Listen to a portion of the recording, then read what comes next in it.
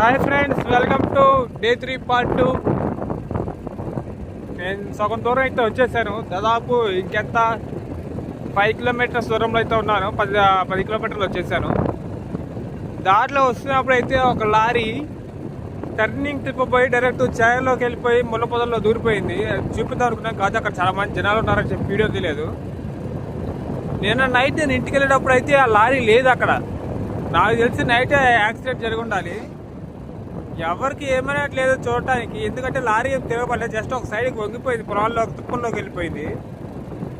Night time అయితే జాగ్రత్తగా ఉండాలి ఫ్రెండ్స్. ఆ హై బీమ్ రైడ్లో చెప్పే దాకా దానివల్ల అయి ఉండొచ్చు. భవిష్యత్తు నుంచి ఒక లారీ ఏదో ఒకటి వచ్చి ఉండొచ్చు, ఇటు తిప్పిపోయి డైరెక్ట్ ఇంటి వెళ్ళిపోయి ఉండొచ్చు.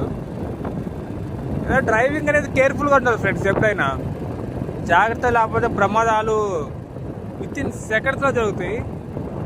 ఇక్కడ చూస్తున్నారు కదా, ఆంజనేయ స్వామి గుడి అనమాట. ఇది రిజిస్టర్ చేశారు. మనకి పెద్దవాళ్ళు చెప్తూ ఉంటారు కదా, ఏదైనా గుడి దగ్గరికి వచ్చినప్పుడు ఒక హార్న్ కొట్టబడి బండి సౌండ్ దేనికో కానీ, సరే చెప్పారు కాబట్టి మనం కూడా చేయాలన్నమాట. ఇక్కడ రోడ్డు చూస్తున్నారు కదా, అంతా ప్యాచ్లు వేసేసారు. సర్లే ఏదో ఒకటి, వర్షాకాలంలో మరీ కొంతలు పడి ఇబ్బంది పడటం కన్నా బెటర్ ఆప్షన్ కొన్ని. అయితే నిజమైంది ముందుంది మీకు చూపిస్తారు. ఆగండి, రోడ్డు దడుచుకుంటారు మీరు చూస్తే. వర్షం పడినప్పుడు అయితే మేము దానివల్ల పడే ఇబ్బందులు అన్నీ కాదు. ఎంతైనా ఊరి చివరి అంటే ఎప్పుడు చెత్త కుప్పలే గుర్తొస్తుంది ఎవరికైనా. అదేదో మనకి డస్ట్బిన్ అంటే ఊరి చివరి అయిపోయింది. అది మారాలంటే నెక్స్ట్ జనరేషన్ ఎప్పుడు మారుతుంది. మన వాళ్ళు మరీ దారుణంగా ఉన్నారు. కొన్ని బీర్ సీసాలు తాగేసి రోడ్డు మీద పాల్గొట్టే జనరేషన్కి వచ్చేసారు. ఇంకా మనకు కామన్ సెన్స్ లేదు, సివిక్ సెన్స్ లేదు ఫ్రెండ్స్. చూస్తున్నా ఇది నేను చెప్తున్నా రోడ్డు. అసలు చూస్తే ఎంత పెద్ద బొక్క ఉందో ఆడ. ఇక్కడ కానీ వర్షం పడితే ఫుల్ వాటర్ వచ్చేస్తాయి, అసలు వెళ్ళడానికి కూడా ఉండదు, ఫ్లోయింగ్ వస్తుంది. ఇక్కడ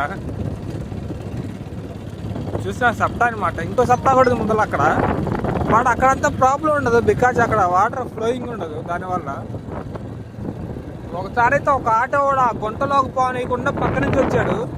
దాని పక్క నుంచి ఇంకో పెద్ద బండి వేసుకొస్తే నా మీదకి వచ్చేసాడు. ఆయన బండి వచ్చి అద్దం నా చేతి జరిగింది.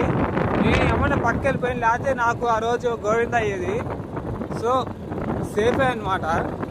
ఈ 2.5 yearsలో నా కంపెనీకి వచ్చే జర్నీలో ఒక్కసారి నాకు అలా జరగడం వరకు ఎప్పుడు పట్టం కానీ చిన్న గీత కూడా లేదు.